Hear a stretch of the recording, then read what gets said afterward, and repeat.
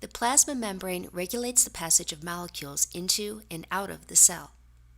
It's capable of carrying out this function because it's selectively permeable, meaning that it allows certain substances to pass while preventing others.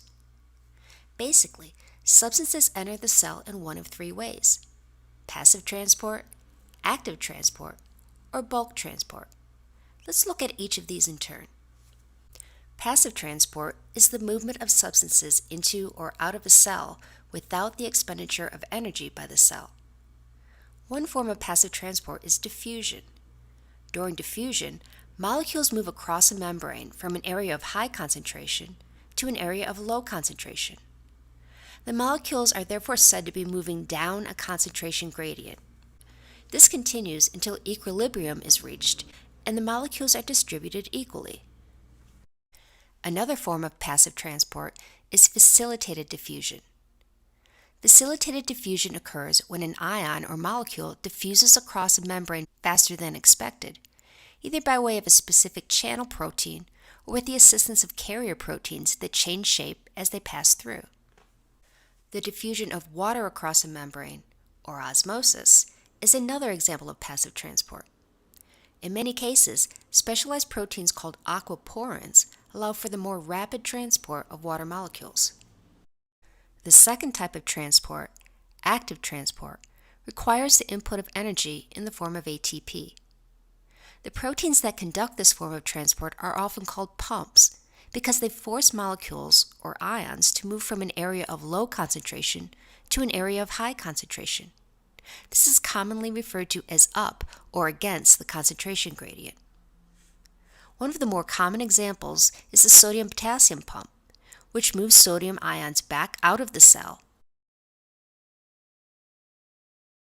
and potassium ions into the cell.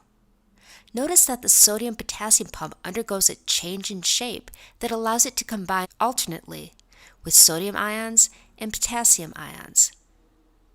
The third type of transport, bulk transport, is used for molecules that are too large to be moved by transport proteins. Instead, vesicles take them into or out of the cell. During this process, the plasma membrane surrounds and engulfs the particle. This is known as endocytosis.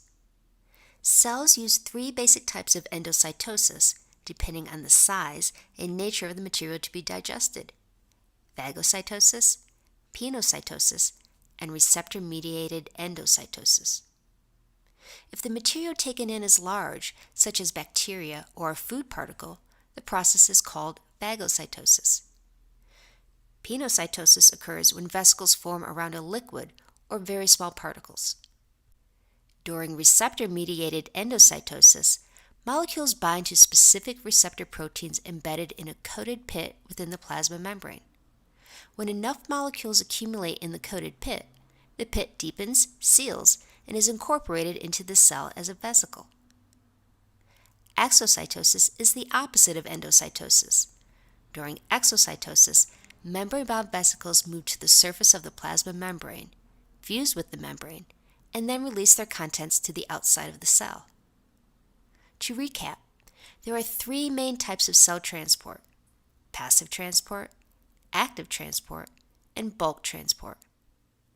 Passive transport is the movement of substances in or out of a cell without the expenditure of energy by the cell. Active transport requires energy in the form of ATP to move molecules against their concentration gradient. Bulk transport requires vesicle formation and metabolic energy. Forms of bulk transport include endocytosis, pinocytosis, receptor-mediated endocytosis, and exocytosis.